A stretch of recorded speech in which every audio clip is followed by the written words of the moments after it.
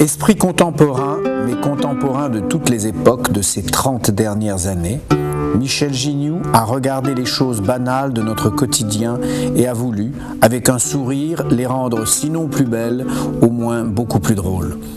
Jamais sérieuse, mais toujours très stricte dans son travail, elle a créé des styles, son style, nos styles. Parlez-en à vos petits-enfants, car eux en parleront encore longtemps. Michel Gignoux, il faut qu'on parle sérieusement. Vous êtes de quel signe ? Magicienne du quotidien, exagéreuse, pop romantique, chic vulgaire, dada, le meilleur ami du fumeur, une bouffée d'air frais, taureau balance, la vache qui rit, le Dr Jekyll et Mr Hyde, simple et typique, entre les lignes, double face, pas se prendre la tête et se délasser les pieds, c'est pas Mondrian, clin d'œil, jeu de toutes les couleurs nous en fait voir. Moi je suis comme je suis, au choix, il n'y a pas de règle, inventeur de soi-même pour se tenir compagnie, si on peut pas rigoler. J'en étais sûr. Si on me demande qu'est-ce que je fais, maintenant il y a un adjectif, un nom qui est plasticien. Non, parce qu'on me demande à chaque fois, mais vous êtes artiste, vous êtes peintre, vous êtes sculpteur, vous êtes... je me sens de tout et de rien, quoi.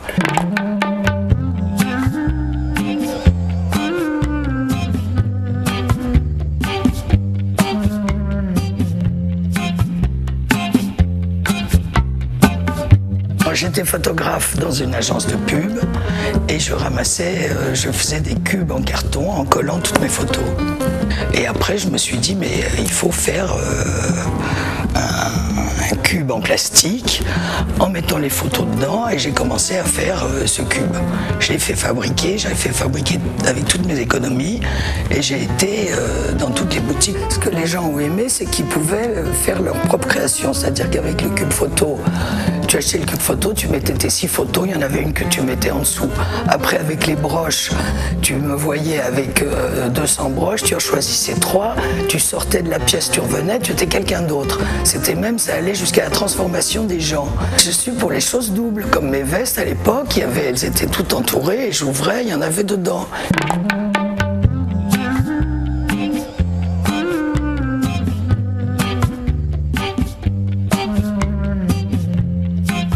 Quand on écrit, la personne qui reçoit ne reçoit jamais ce que tu as écrit. Donc au fur et à mesure, j'ai décidé d'écrire que des mots, en me disant les gens vont recevoir les mots, ils pourront les enrober comme ils veulent. Et à ce moment-là, au fur et à mesure, j'ai découvert les tampons. Et après, j'ai décidé de faire des mots en tampons et des expressions en tampons qui étaient en fait des phrases toutes faites. On prend le sens exactement comme la photo que tu tournes, tu prends le mot dans le sens que tu veux.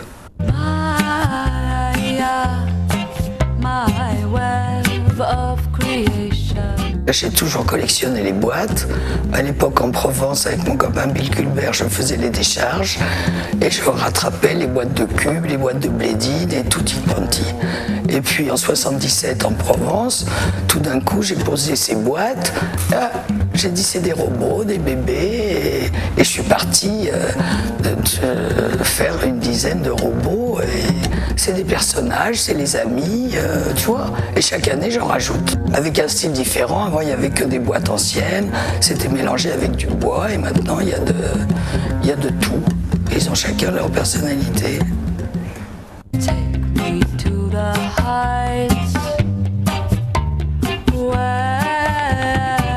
J'ai réalisé que même les mots pouvaient être mal interprétés, donc je n'ai plus écrit, je n'ai envoyé que des photos que je fais de façon permanente.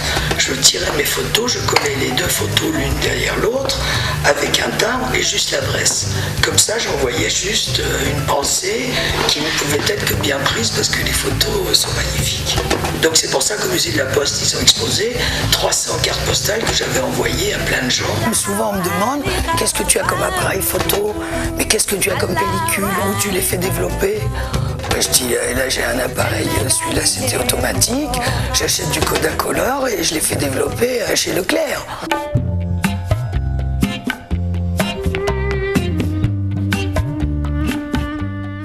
Au niveau niveau des francs, c'était aussi totalement hasard. J'étais chez une copine, un vernissage.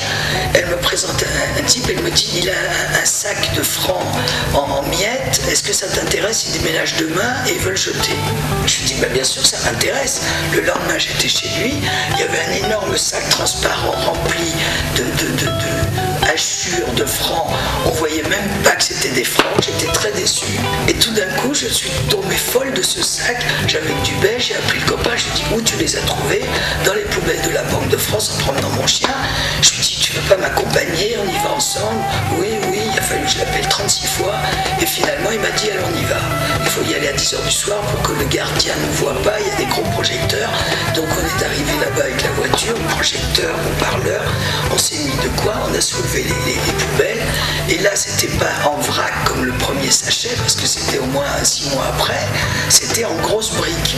Donc on a pris les briques, on a dévalisé la banque. Ensuite, le 11 septembre, j'étais en Provence et tout d'un coup, je reçois une libération avec cette explosion. J'étais en plein dans les francs hachés. Et je me suis dit, c'est incroyable, c'est quand même, c'est le fric qui part, la bourse qui dégringole. Bon, ça se mariait tellement que cette série est partie de là.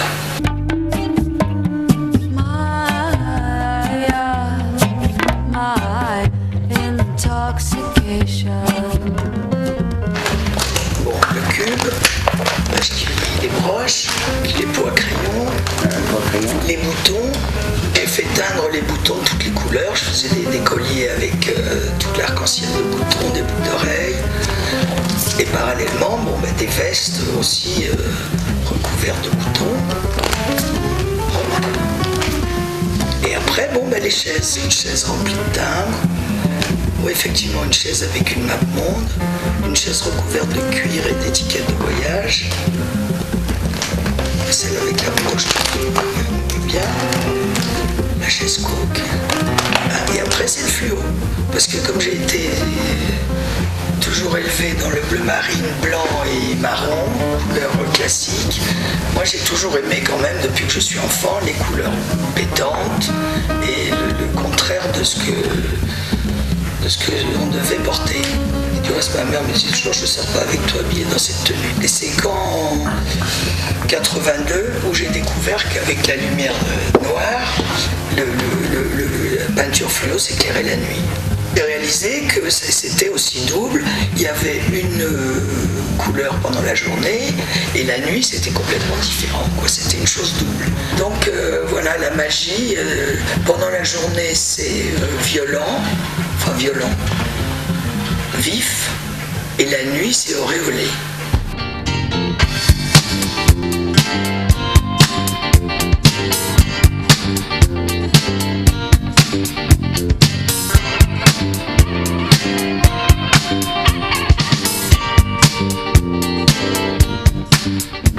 J'ai toujours été nul en dessin et je me suis débrouillé autrement.